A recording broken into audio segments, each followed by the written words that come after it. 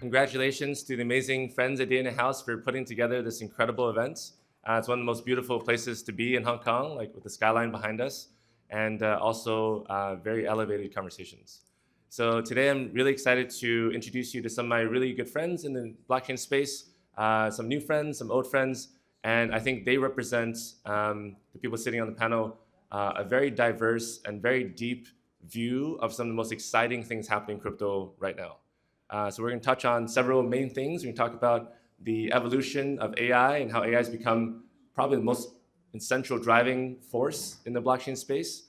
And talk about DeSci and the way that actually science is being changed in a very significant way with blockchain participation and the way that research is being reshaped.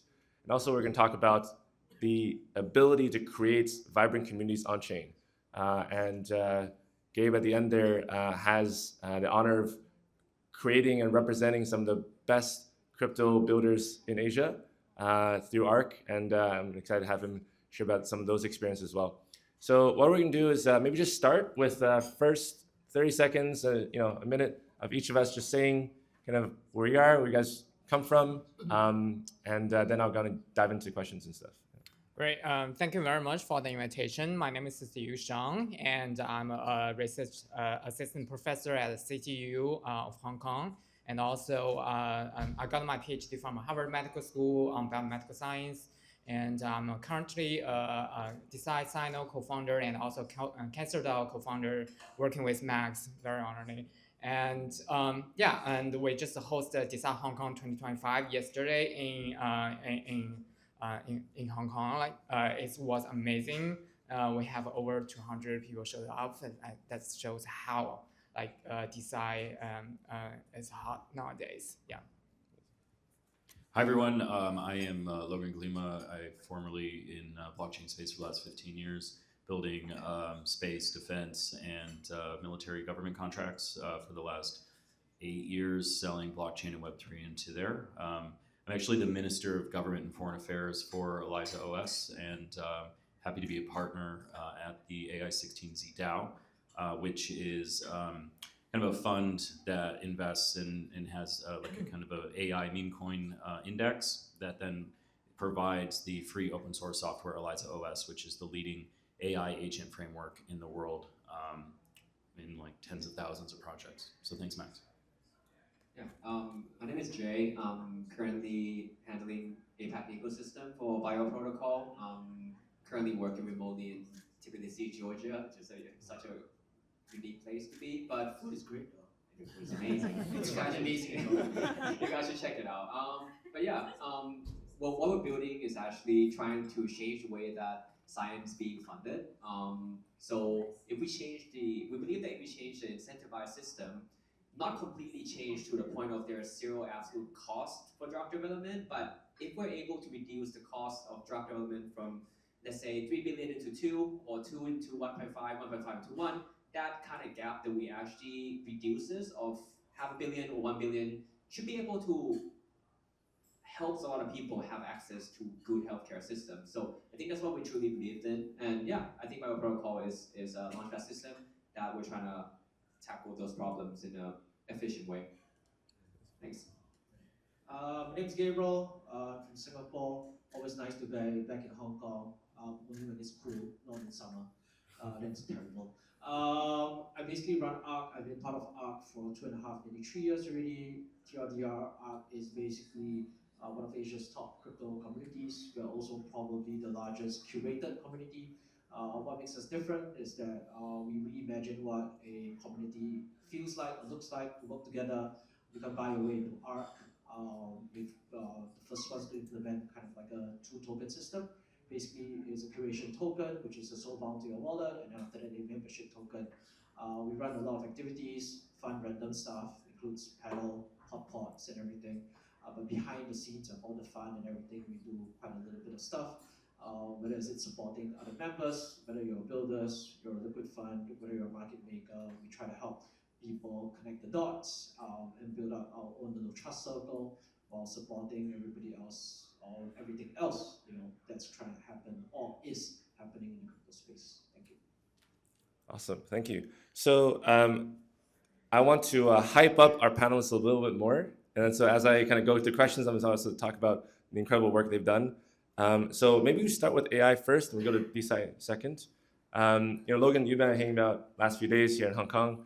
Like, where do you see the ability for AI to penetrate into crypto, right? And one of the things that really came to my attention is, Demis Hassabis, who did DeepMind, also got a Nobel Prize recently for predicting protein folding structure, right? And so as he looks at like what he can do with machine learning, there's a whole swath of things that are now unlocked with AI on human biology, right? And also the ability for us to understand like natural sciences that are maybe even outside the scope of human comprehension, right? First you can talk maybe about all the work the AICC is doing in the Web3 space, but also think maybe broader and say like where AI is going to touch. Yeah, that's a great point to bring up, and kind of the old adage of like silly human, tokens are for robots. So the economy that we've been building with crypto, with blockchain, it just kind of really makes sense to have AI trading and conversing with us through this medium of exchange, which is tokens and crypto. And then from like an ELISA perspective, we have seen some healthcare POCs and MVPs come out that can better onboard or kind of aid healthcare professionals in monitoring and building a scope with their patients. So I'm really excited to see some of these kind of come to fruition and then be brought into a broader atmosphere in terms of healthcare. And the attention the AI 16C has had, right? Global recognition of both the ability of open source actually to make a huge dent in the way that developer tools are created, and that you don't have to be a billionaire or have like hundreds of billions of dollars actually to participate in AI. Yeah, I mean, I think what we've really found is that if you don't build a moat and you give it away for free, because ELISA is a free open source software, just like Linux and how that proliferated the global developer landscape. Because myself as a coder and finding ELISA through Shaw, who I'd known for many years, the inventor, it just works. The documents work. It became people were trying to see how fast they could speed run building it and making it kind of like competitive.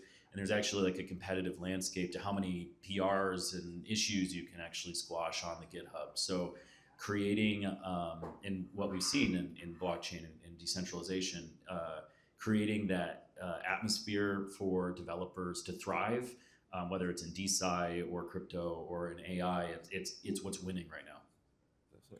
So for Jay, there was this interesting moment in DevCon in Bangkok last year where it was kind of like Vitalik and CZ kind of holding court about what they want to do with the next 4 or 5 years of their life. And DeSci was very much on the agenda for both of them in sort of interesting focus points. Shortly after, Bio was Binance listed, and then all of the ecosystems around BIOS really started becoming in the focal point of people's attention. Can you talk a bit more of like the exciting researchers you guys are supporting, and the fact that actually with Bio at their sort of back, these researchers are actually saving so much more time and actually ability to do more science using blockchain? Yeah, that's a very good question. So the researchers that we actually, I think the first part is DevCon feelings to it. I think that gives a lot of attention and exposure to the space. Attention is amazing and it's great, but at the same time, I'm always taking it as a grain of salt as well, because all of a sudden, there's influx of participants and people who would like to learn more on how it works, but they might doesn't go deep enough into the space. But I think right now we're heavily focuses on building and delivering. Second question to that, I think Vitalik and CC has such a high interest in the applications of decentralized science in general. I think the concept of it excites them because when you think about it, we see the trends of science all around us all the time. Like, let's say, the shirt that you wear, Nikes, Adidas, all the sport brands are, I think everything is interconnected to the way that we do things, the rise of ice bath, sauna, hot and cold therapy. So like things like this are all around us already in terms of like biohacking in general. And I think being able to apply like a crypto/blockchain concept into it is fairly exciting to them, of just like how actually we can change the world, because science at the same time, as you guys are all aware, is like objective truth. And yeah, third part, what we're building, we actually launched launching Tritopia with also with the partnership with Mira. I think you guys have heard of the Mira projects. I think that's very significant vocal point for rare disease research. So we're actually launching that today. We are, I would say, accelerating the numbers of DAO that we actually produce. So, I mean, right now, my protocol has 9 DAOs, right? But the rate of adding the 10 DAO, the whole process would take 6 months. But now, with the new process and new launchpad system, what we're able to do is launch a lot more. So we're aiming to be able to do like 3 a month. So by the end of this year, I think we should be able to see like, I would say 30. I want to maybe say the word out, 30 bio DAOs, each tackling on specific types of like researches. And yeah, that's the goal. Accelerating more and more niche researches and executing that. And the TAM of like the pharma industry is massive, right? Like, you know, Andy from Binance published his research post about how big actually the sort of space is in the biological science research space. And I think as crypto is able to start playing a role in both the creation and withholding of IP, right? Like holding IP that becomes on-chain assets, and then also getting a lot of people, like my dad is a PhD in biology. I watched him slave away, making a lot of interesting fundamental research, and then just struggle to commercialize, right? It's not in his genes to basically also figure out how to sell things. He's a scientist. So there's a lot of people like that who have so much decades, you know, of expertise stored up in these individual people, and they're at places of their life where they want to give back, but they can't find the right way to do it. I think BIOS are creating this very interesting way for them to plug in on the global community scale, actually start finding people who actually share either the desire to have therapies, right? If you're suffering from hair loss, right? There's now a group of people around the world who actually want to participate in your hair loss experiment programs. Two, if you have, you know, rare diseases and or also major illnesses. That's correct. Thanks. Yeah. So Yoshan, I want to give some props to because he's recently just become made assistant professor at CityU, and he put together this massive kind of DeSci event yesterday, gathering kind of hundreds of people that maybe for the first time actually seeing Hong Kong as being a destination for DeSci research. And I think for me, you know, being in Hong Kong for a long time, I think there's a really strong potential of the biological sciences making a difference through the government support in Hong Kong. And you know, Yoshan also came from a very esteemed pedigree of working in George Church's lab at Harvard, which is one of the most premier biologists and computational biologists in the world. Can you speak a little bit about, you know, when you were doing the research in Church's lab, you actually were writing papers with him. You guys were co-authors on the future of DeSci, right? And then now coming back and sort of building DeSci community here, Right. what do you sort of see that journey looking like? Yeah, so it's a very fascinating journey. Actually, it started with my first publication, and I was trying to publish my first paper. It took me like half a year, just submit, get rejected, revision, and submit again. It took me like half a year, submit about 10 times, and it didn't change anything like of the paper. And yeah, it's just a painful process, and also it's a waste of time. Think about how much money and how much time like each scientist spends like just trying to publish a paper. And after that, I basically wrote a perspective paper with my advisor George. We suggested to use a social network. I didn't know blockchain back then yet. Like it was 2017. I was pretty outside of the blockchain world. Yeah, so we wrote a perspective on using social network to replace the current journal-based system for scientific publishing. And now you can see like a Research Hub. Actually, I was in Research Hub 2 years ago, like 2024, 2022. And as an editor, as a very early stage contributor, and because I believe in what they are doing. And yeah, that's the first start. And after that, I wrote another perspective paper on how to use tokens to drive to incentivize scientists and outside the scientific community to come into this field, to join as a community to accelerate therapeutic development as a whole. And yeah, and I was trying to publish it in a traditional journal. It got rejected again. It's like they said, oh, well, I think the most reason is probably they don't understand what I'm writing about. Well, do you think it's actually been like this whole time? It's been kind of like a reverse psychology. Like no, no, no, no, no, and then we beg for it, and then yes, right? And I think even in like DeSci and traditional financial markets, it's been the same. In regulatory markets, it's been the same. Where if you make them beg for it, then you really know you got them. And from a blockchain government perspective, I see that. Yeah. For us, I think that's totally right. And since the Research Hub, I started to just publish on Research Hub. Nobody cares. Like, I mean, SSRN or I will just publish and nobody is going to check it. They have review systems, and which I think is very useful. Like to have people comment and revise. But I don't have the editors say no. Like your article is not like fitting our journal or not good enough to fit our journal. I was like, huh? Okay, not good enough. All right.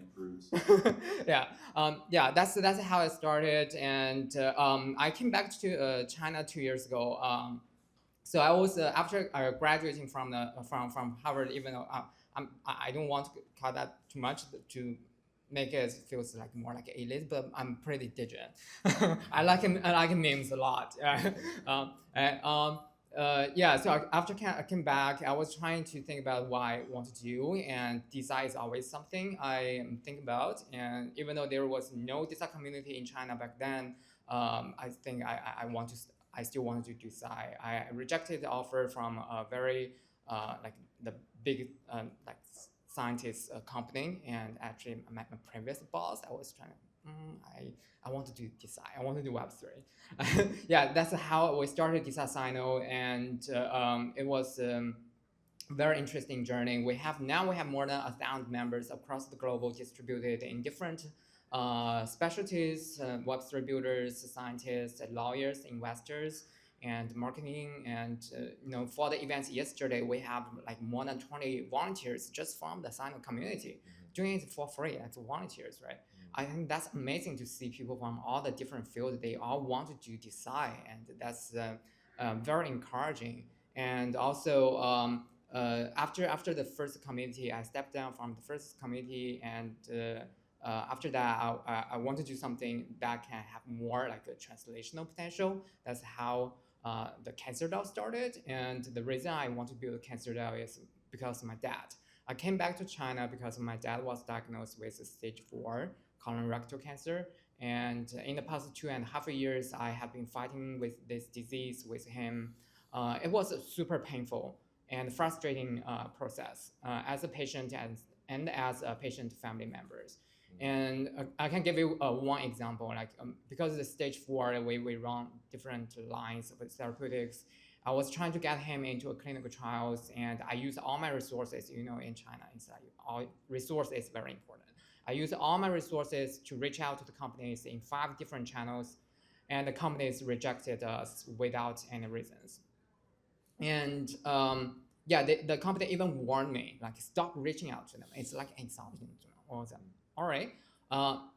That's actually the moment I decided to decide Cancer DAO. If they cannot save us, we have to save ourselves. And since then, I was just talking with Max about how decide I'm trying to do with my dad, because it's a very late stage, and we've already like as a stage 4, we're already very lucky. It's already 2.5 years. But following that, I'm planning like different design ways to like get therapeutics. Actually, I'm going to get him a cancer vaccine, which is not approved by the FDA. So like, please do not release this outside. Yeah, cancer vaccine next month, and then the probiotics, and along with the cancer vaccine plus the PD-1, all the immunotherapies, and then targeted therapies. After then, like cell therapies, I'm preparing all those things in just in order to save my dad's life. Yeah, I think that's pretty much a lot already. Sure. Yeah. Yeah, I mean, round of applause for Yoshan. Thank you.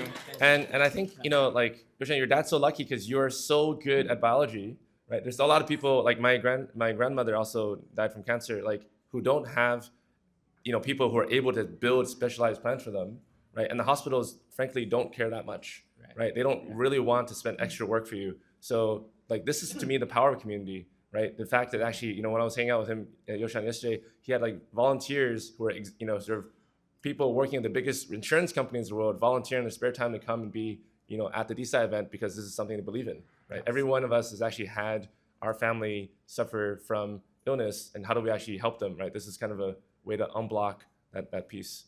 So a lot of props to you. Gabe, I want to continue the theme of community a little bit more.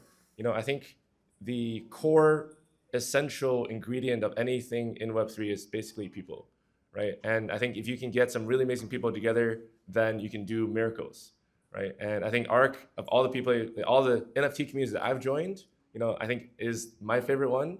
Also one that I've continued to come back to. Like, can you talk a bit more about the formation of ARC for people who haven't had a chance to experience it yet or hear about it? Kind of what drives it, and as the guy running the community right now, like what do you sort of think about when you think about building highly filtered, inclusive communities? I mean, I wouldn't call it highly filtered. I think I wouldn't call it filter, but kind of like curation. I think curation is an ongoing evolution. I think I'll start off by saying that we don't get it right all the time.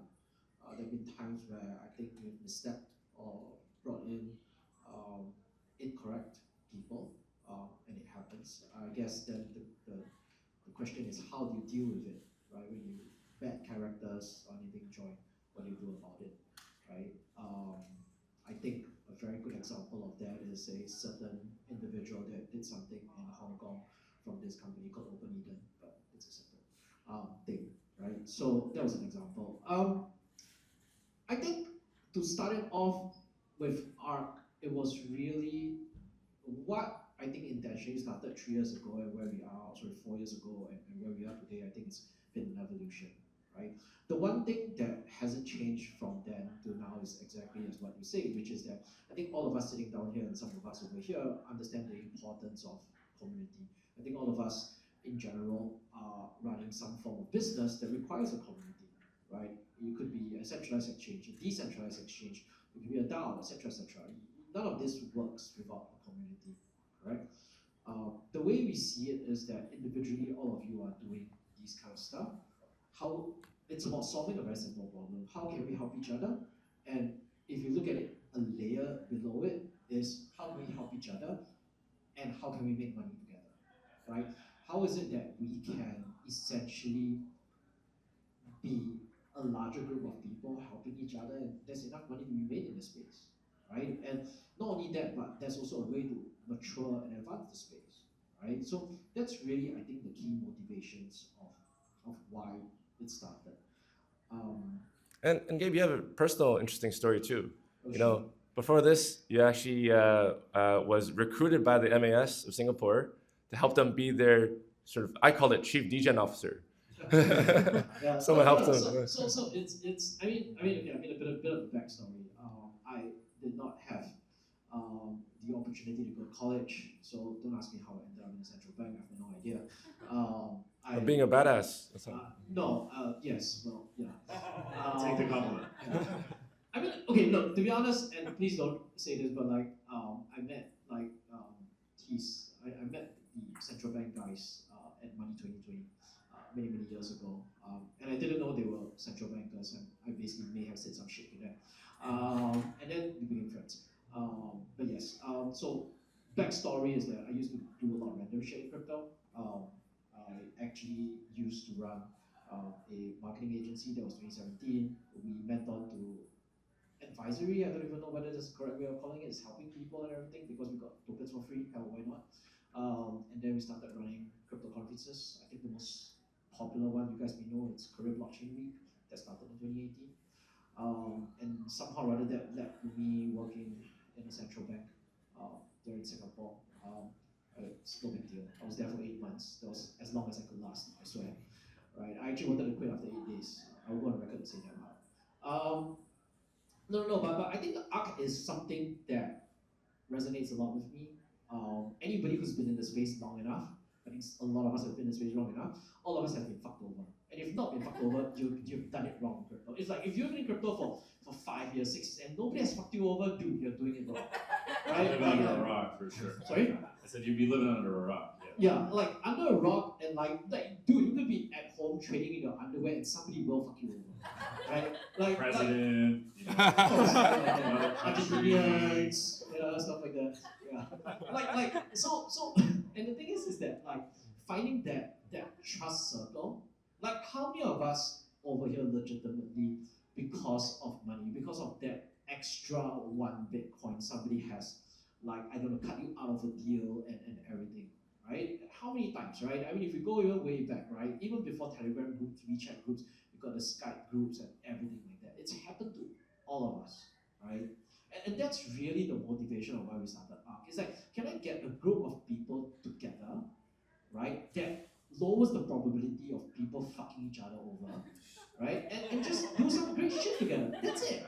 It's very, very simple, right? Create a bunch of people, and like, I mean, a couple of people here are also in ARC, right? And like, it's really breaking down the introductory barrier, right? Where you actually make an introduction, like introduce Max with Sahib, right? And both of them immediately they'll be like, you know what, both of you are in ARC, right? Whether they do business together, it's really up to the two of them, but like that first barrier of like, who the hell are you, right? It is really broken down, right? And at the same time, because of that curation process, you're not bringing a bunch of fucking numbnuts into your community. No offense to other NFT communities, but like, okay, maybe I am. But my point is that everybody brings a certain value. I don't care whether you're running a marketing agency. I don't care whether you're running a PR firm. I don't care whether you're part of some listing of some exchange or something like that. But everybody has something to give, right? And it just so happened that we've built a platform. Have we gotten it right? Far from it, right? Like we are still on the way. Like, when we first started out, our founders were like, you know what? The future of crypto is online communities. And I'm like, no, right? There has to be a face-to-face element. And they're like, no, it doesn't happen, right? But that's one thing we got wrong, right? That the online part is important, but having an offline opportunity for people to meet each other is very, very important, right? We spend a lot of resources doing masterminds, retreats, and everything like that, right? The team didn't understand it at first, but we found that it was the best way when if you lock people in a resort, 200 people in a resort together, new ideas form and everything like that. We found out that it was a very good way for us to basically give people an opportunity to invest in projects, because not everybody can afford like investing in a project 500K, right? But do you have 5K, 10K, 50K to invest in something? I do. But you also realize that we bring a lot of value because you're not just an investor already, you're a whole bunch of people that provide different layers of value services. It's like I'm putting 10 grand into, I don't know, this is Hong Kong, right? Let's just say meme land, for example, right? But I'm not just an investor with capital. So how does, like, I'm in a bunch of different alpha groups, and shout out to Bruce Fenton who started to do this with Satoshi Roundtable way back in the day. But how do I join ARC, because I'm not in this curated list yet?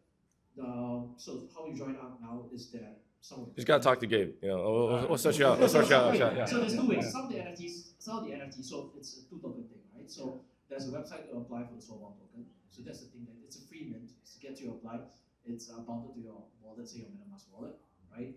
But at the same time, there is a NFT membership, right? So when the mint was still on, it was 3 ETH. We got flooded the hell out of it because it was 3 ETH, and everybody was minting shit. Okay, we did something very, very stupid. We basically announced the mint right after FTX crash. Right? So yeah, timing was we have. Everybody's got their money back. Correct. So we have one thing about ARC is that we have fantastic timing and everything like that. We basically the team likes to announce things like not by chance, but like just very, very bad timing with this kind of stuff. But it's due by the OpenSea and everything. Gabe, I'm gonna thank you for that. I want to, we have maybe like 15 minutes left. Like, I want to sort of like talk about a philosophy I've been seeing, right? So AI6Z has partners, people hold more than 100,000 tokens, right? You get to be part of a crew. Bio has, sort of the selected BioDAO founders, right? And then they all help each other and they sort of, create a circle of trust. Like, one of the most interesting things about how community gets built in crypto is that it doesn't really work the same way that companies work. It's actually more like religion, right? Like, for example, like if you're the CEO of a big company, right, and you want to go and help your friend at a different company, you have a non-compete. Like, you don't have an ability to leave your job. You have to leave your company, resign, and basically join another company before you can actually participate. But if you're in religion, right, like, Gabe could be, like, we could be members of the same church, right? And Gabe has a job, running a marketing agency, I have a job running a tech consultancy, And because we meet at church, we can talk about ways that we can help each other. And it just makes society much more porous, right? And we have friends in the audience, from Liberland, also creating like network states. We have a panel later today on network states. I think there's this next stage of like human association where it's much more about actually finding people who already bought into the vision you have shared, right? And then you can do coordination at much lower costs, right? You don't have to worry about trusting each other fundamentally. And beyond that is actually you can build kind of really cool things internationally. And I think that's why memes and tokenized ideas really got popular. I think they got a little bastardized and scandalized even most recently. But definitely the cult, the religious, the passion that people have over an idea such as Liberland or a network state, or I want to be a partner at a DAO fund that invests in AI need. Like it's what people bring their passion to, that they wake up and they do the thing they want to do and then they work for their bags, literally, whether they're doing it from their couch or they're traveling around the world speaking on panels. I think you're absolutely right. So maybe we're not taking up too how much space time do I have? Like 10 minutes? 10 minutes? Okay. So let's end this with some really productive things. All right. Because you guys all showed up, you guys are physically in the audience, I want to encourage our panelists to give you alpha. Right? And this alpha doesn't have to be about like buy this token because it's gonna move next day. I think about alpha as like ways of thinking about the world that teaches you to look at opportunity. Right? And that is something that stays with you over much longer periods of time. So all of you guys, in my view, in my opinion, all of you guys are sitting on huge amounts of really interesting ideas. Inside work, no, I definitely the thing that we made with Eliza OS and the ability for people to go from 0 to 1 on this huge agentic stack that everybody really wanted to be a part of. There's other frameworks that aren't open source or they use a different, more advanced coding language. The thing that we made is well documented enough that it gets you from 0 to 1 where you can pull it down. There's launchers that are available if you want a no-code solution. But it gets you to the point where you can start a business very quickly, and we've seen that globally with all verticals of really any flavor and nature. And I guess the alpha here is that if you're a stone's throw away from our Discord, you know that our V2 is coming, and that this allows people to deploy what's called a swarm. That will be like multiple agents that act as a team for the betterment of the thing that you're trying to accomplish. So if it's a PR agency or marketing firm or corporate counsel, or I think we do actually have like a bio team that's being put together to kind of synthesize or do some genetic experiments. So that is the nature of that kind of V2 that's coming for Eliza OS. That's our alpha. Solid. Yeah, literally the same point. So actually, that's building on top of that. I think moving forwards into this year, we're trying to add more. I think bio tokens, as last year was more of like a meta governance tokens, where it's just purely governance and then like voting system. But I think moving forward, we're trying to add a lot more utilities into our tokens. And then building on Eliza framework, I think now we're gonna see like a huge amount of like the swarm solutions that we have now. People can actually be able to do it from their laptops, and then be able to participate and contribute and then deliver into the task that's being created by individual businesses or organizations. So I think that's some exciting part that how we see AI and science being built together. I think there's a lot of, I would say, optimism about how AI application would actually use this on science. I think as it's so new, people figuring it out. But like, if you see how AI agents actually works, they're very great at like reasoning models and like coming to a conclusion, talking to each other. They're very great at conversation. I was like, there's this one time when I drove back from home, I literally just like have a chat GPT and it's a voice chat, you can talk to them. And I ended up on the phone with them for 40 minutes. I was like, okay, this is like the movie Her, like you actually develop some sort of nice conversation out of it. Yeah. But like, just think of that conversation. It's better than a podcast. Yeah. Interesting. That's another business idea that you guys should do. Podcast with talking to AI agents. Yeah. But yeah, they're great at making conversations. I do think that if we have a swarm of that, just imagine 50,000, 100,000 conversation that happening in parallel, with directions of what you're trying to tackle or complete. I think that's exciting part. That sparked an idea. So we had an experiment at the BGI conference in Panama last year where kind of these backroom ideas, but we had kind of the room of the manifestation of a lot of the scientists that were there, and then we spun up like 100 different simulations of all the conversations they could have, and then just put them in bullet points. Oh, and it sparked like all of the different things that we wanted to talk about, Right, yeah. but all of the kind of consciousness-driven, like expanded conversations were just rapidly hallucinated, I would say. But we're able to get much clearer evidence of where we're trying to go with these models, and I think science is going to expand much rapidly. Definitely. Okay, first. You go. Go. It's your home ground. It's your home ground. All right. And Yoshan in particular, give us some alpha about Hong Kong. Like where can Hong Kong play a major role in DeSci and also in blockchain? Like, give the people who are visiting Hong Kong a reason to stay and be in Hong Kong more. Honestly, I'm fairly new to Hong Kong. Like last week, it was my first day in CTU. Yeah.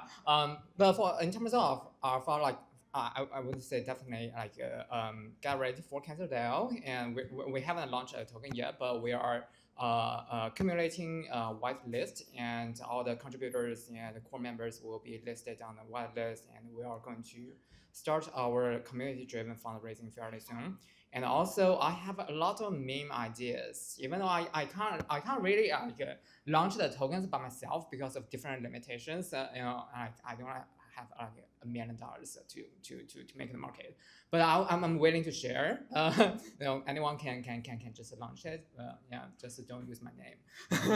Yeah. So well, since Logan is here, like I was thinking about one is like AI is so hot nowadays, and I have an anti-AI meme idea. The reason for that is I think eventually AI will take over, and the silicon based creators will somehow take over. And how can we prove we existed in this world before, in this universe before? Right, and from a biologist background, and I'm really interested. I did a lot of DNA sequencing. George is famous for DNA sequencing technology development, and I think DNA sequencing is a great thing, and we can all sequence ourselves and record our. I actually wrote a poem. Like I want to sequence my genome, whole genome, and record my genome on blockchain. So like in the future, it's actually really important to copyright your sequence. Yeah. Because once you can create a file and that's your sequence, and you transfer that IP into even a corporation. But that's going to be really, really important to own who you are, own your data, as we've been trying to do, but then put it on chain. Right. And also as in future, like you basically prove you existed. Yeah, own your DNA. Yeah. It's right here in front of you the whole time. Actually, following that, I did launch well, again, please do not release this. I did launch a meme about this, related to DNA is your assets, data is your assets on Pump Phone, but I didn't advertise it. Graduate. Yeah, basically, I'm not only buyer with that.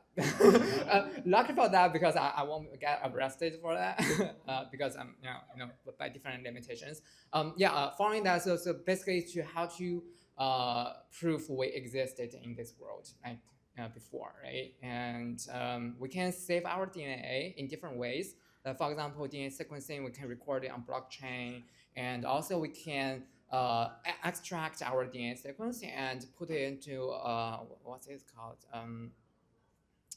How to say that? It's like 树琥珀. It's like 琥珀. Amber. Yeah, amber. Put it in amber, and years later, then people can like Jurassic Park. Yeah. Actually, Jordan has a company called Colossal, like in the United States. The goal of the Colossal is to bring mammals back. they raised like That all turned out well. I think they raised 400 million US dollars already. Yeah, it's amazing. Yeah. A top kids doctor, Josie. Have you heard of her? No. She's very famous. She just created the first fluorescent fish in a tank. Oh. And then I was in a conversation with her. This is maybe Alpha. Valley Dow was actually in a conversation with her. Her thinking is her goal in life is to create a unicorn and Like a real unicorn. Oh yeah, real. and a dragon. And a dragon. And, Yeah. and then, to be honest, I was in a conversation with her and I completely buy it. Like she is gonna do it. I mean, she's not lying when she said, you know, like when someone said, "I'm gonna create a unicorn," you think like you're full of crap. But this person is like, look me in anything, I just say I'm gonna create a unicorn. I'm like, you are going to create a unicorn.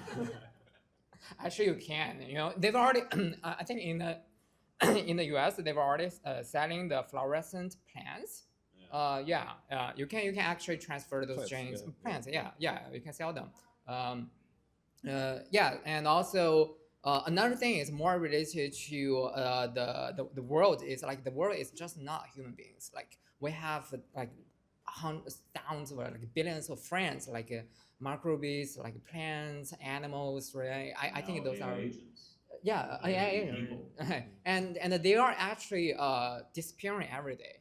You know, that's very like a bad thing. And how can we capture them before they goes away completely and forever, like by DNA sequencing? Like we record their DNA sequences, and one day, like by Crosso, we can bring them back, right? Like just one day, I record my DNA sequence, probably hundreds of years later, and someone bring me back, like right? It's like by another Yushang is like completely new Yushang. It's like Well, one more thing just to add on this particular idea is that there's now the legal construct of actually creating like a mountain or a river as a legal person, right? Or force as legal people, or butterflies. So I think that there's going to be this expansion of like who gets to have rights in the world, right? And for the people who are non-human, how are they going to have rights represented? Through AI agents. Yeah, non-human intelligence. Non-human intelligence. Attached to an AI agent apparatus. And then looks out for people with or organisms with that particular DNA code. Yeah. So one more thing I just want to say about Yoshan's advisor, George Church. So previous to Church writing his last book, the most widely published book in the world was the Bible, right? There's like estimates of like, I don't know, a few billion copies of the Bible in the world. Church encoded his book into DNA and then sequenced like 100 billion copies of it. Or sorry, actually printed 100 billion copies of it in DNA. And that was a pretty badass thing to do. So there's some really interesting information storage things in DNA that people are like, it really expanded your concept of like what you can do with DNA. So something else that information-wise. Gabe, you wanna? Alpha, I don't know. Unicorns by end of the year? No, I mean, look, I think like Alpha is whatever we want it to be. I think it's like it depends on what we work on. I've got no Alpha to give, right? Like, what can I say? Like more adoption in the space more positive. We're gonna have brand new ideas. Fuck, you don't need me to say that. Everybody knows that. I think it's no big deal. I'm not gonna put my head out there and make any like predictions, trends, anything. But I'll go down to do things. Personally, which I noticed, not an art thing. First and foremost, I think TradFi adoption of Bitcoin is going to open the doors to a lot of other avenues, even if you're not in Bitcoin. I think it's an opportunity. I think one of the things that doesn't get taught enough about is not. I think MicroStrategy stuff get talked about a lot. I think in Japan, what MetaPlanet has done is quite interesting, and you are also seeing models of it being replicated. If you're based in Hong Kong, you obviously know meme land and meme strategy, the acquisition of the Lisco. I won't say that's alpha, but if it even has moderate success, I think opens the doors to a very new business model. And I think it just probably brings a lot of relevance back to a lot of boomer L1, L2s and everything like that who sit on foundations, sit on treasury and everything like that. So that's one thing.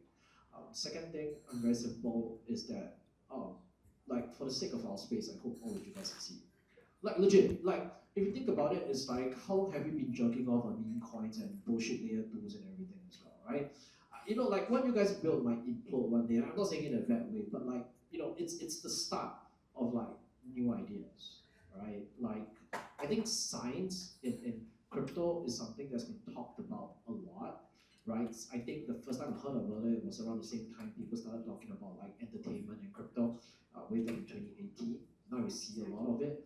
I think, like him or not, I think people like Ben Gotzel has been talking about AI and crypto also for the longest time. Again, agree or don't agree with him. I revere Ben as a developer, Correct. as a leader in the space for a very long time. Correct. And, But he was before his time, because the first time I heard his keynote was like in 2018, when I was still a conference organizer. And I was literally listening to him, and his hat was a bit distracting. But besides, the point was that like it was. And the people that he surrounded himself with are just geniuses in their own right. Correct. Everything that they've built together Correct. as an ecosystem Correct. as a whole have been the pioneers in the space. Yes, but it's a bit before their time because there wasn't actually any. It didn't capture people's imagination at one time. It got people's curiosity, but it never really captured imagination. So that's kind of like phase one, where with all due respect, you're at like phase two, where what he started getting people AI crypto is a thing, and then like phase two is like, okay, how do you capture their imagination? I think that's where like collectively the three of you are at right now, which is like, okay, somebody's talked about all this shit we've done probably 5 years ago, right? And that's captured curiosity.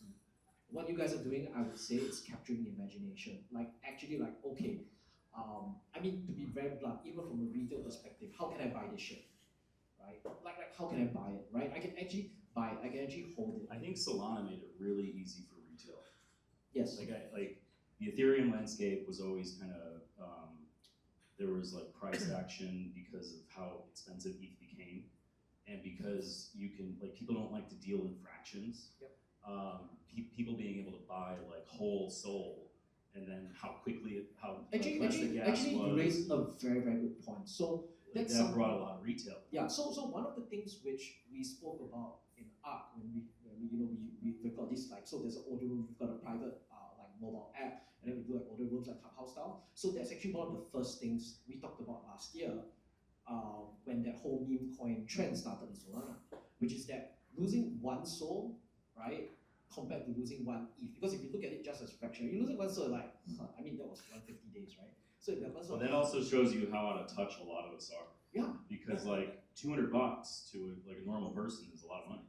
I know, but like that's the thing, right? But that also still helps people, because people remember that whole meme coin thing that was going on in Ethereum at that point of time with like the other Milady coins and every other stuff going on. Like, dude, losing one ETH, your ass hurts, man. Yeah. Right. But like but because you already lost that one ETH, before now people lose one, so they're like, I've been through worse. Right? It kind of like, I know it's like a mental mindset. Because it's so much less, and especially when it was like $8 to now it's like 160. Yeah. It is still, people are able to act in whole numbers. Yeah. And that retail really doesn't like to deal in fractions. Correct. Agreed. Like nobody wants to. No, it's not a nice narrative if you go on the Twitter and you tell. It's so much a nicer narrative if you go on the Twitter, like some wanker says, from one soul I made 50 soul in 48 hours, and then somebody else says that I put in 3.4 ETH and I made 5.6492 ETH. And people are like, they're dealing in way instead of what is that? Because the number moves in a meaningful way. But yeah, I mean what I say, like I hope you guys succeed, because I think it brings a lot of new ideas. Yeah, I want to join ARC. I think that sounds like We'll talk, definitely. No, I mean, to be honest, we've been working on Eliza, and I want to call you to joining us because we're facing some problems. Okay. We're not exactly the best techie people in our No, we've got a legion of devs to help you. Oh, please, thank you. Yeah, Anybody who's been using the stacks. One of my team's got this stupid idea of making me into an AI agent. I've been discouraging Let's them. do it. Please don't. You're not joining up. Alright. No, I'm just kidding. But we'll talk. And also, like I think kudos to like science, bio, and everything. I mean, like I'm very sorry to hear about your dad. I lost my dad to heart issues and everything as well. About 4 years ago. Yeah, I'm going through that. Yeah. So is it a DAO in like you're gonna have a fund that then can help fund other people's treatments, or how is that gonna work? So what we are trying to do at the first phase is trying to help patients to do DNA sequencing. And as I mentioned, the first thing I did immediately after the diagnosis of the cancer is to do DNA sequencing of the cancer tissue to find out all the mutations and to see if there is any targeted therapeutics we can use instead of chemos, or what kind of selections. I can get into very technical, but my point is DNA sequencing is very helpful for the patient. Right now, it's very expensive for the commercial price. In the US, it's like over $2,000 US dollars for the patients. And we can now, actually, I was talking with a friend yesterday, and we can do it less than like $500. And we can, by raising the money, we'll do like this, we'll use probably half of the money just to help the patient to sequence all the it's like a legitimate diagnosis. Yeah. Think about it. Actually, curious question: Is there any use case, like you talk about DNA sequencing? I think. Gabe, I'm gonna cut you off because I'm getting signals that we're gonna continue. No, this is a good conversation. Thank you, everybody. Thank you, everyone. Thank you guys for the time. Come talk to you guys after.